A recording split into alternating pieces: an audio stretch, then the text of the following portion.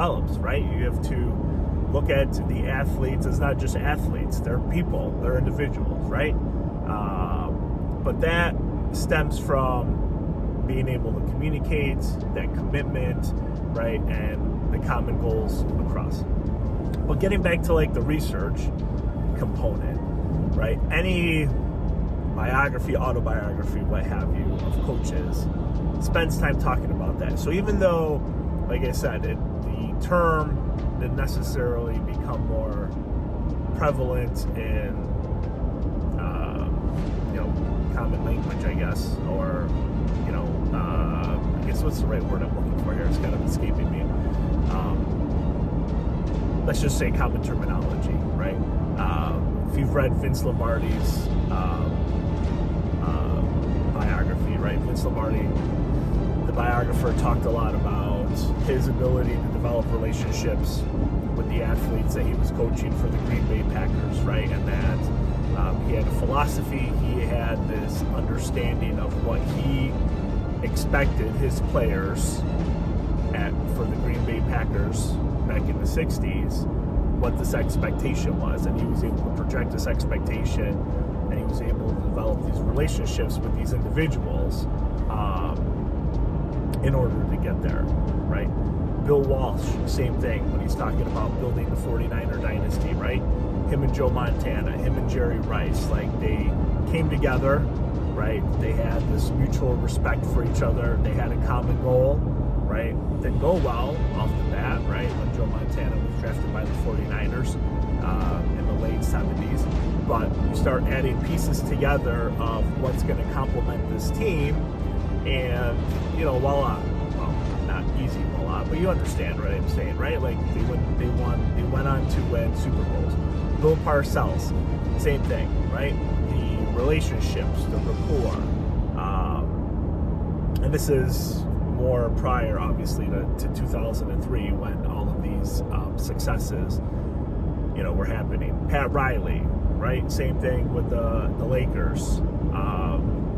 Trying to think, I haven't delved into like soccer or hockey or anything of that nature. Joe Torre, right? Same thing in his book when he talks about the New York Yankees and the World Series and all the successes that they had.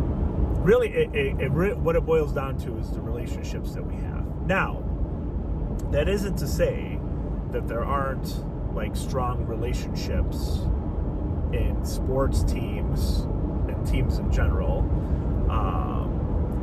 That it doesn't always necessarily have to lead to Super Bowl championship or national championship or what have you, right? It's what coach and athlete are striving to achieve together, right? Essentially is what we're looking at. Not necessarily the individual as a whole, but what coach and athlete are wanting to accomplish together. And I'll leave it with this example here. Lewis and I at NAS in 2015 we got together, and before the season started, August of 15, and we came up with a plan. This plan, essentially, his outcome goals, is to win the weight throw national championship and win the hammer national championship. Double national champion, right? And it happened before. It doesn't happen very often with the weight and the hammer, but that's what his goal was. So we put together a plan of, this is what I think, Lewis, you need to do to get there. Coach, this is how I feel we can approach it. Okay, and we worked together on that. If it would have been a combative relationship of, nope, you're going to do this my way, Lewis, because this is what's best for you, he may not have won the national championship. We'll never know, but I never took that approach with him or any of my athletes for that matter. Other athletes on the same team, Coach, I want to throw the weight 40 feet. Coach, I want to throw it to conference championships. Coach, I want to help the team sweep in the hammer. Like, okay, we can work on that together, right? This is the path. This is what you need to do. And everyone is an individual, right? I can't coach, especially throwers. everybody the same, because everybody has different like skill sets, ability levels as far as where they are in their progressions of, you know, learning how to throw, essentially, right? So it comes down to the individualized instruction. It comes down to how well the two individuals are able to collaborate and work together. It really comes down to the perception, the perceived quality of the relationship from athlete to coach. If coaches think that everything is hunky-dory and athletes are like, I don't think this is working out too well for me, coach, then there's going to be obviously some concerns, some issues that are going to come about.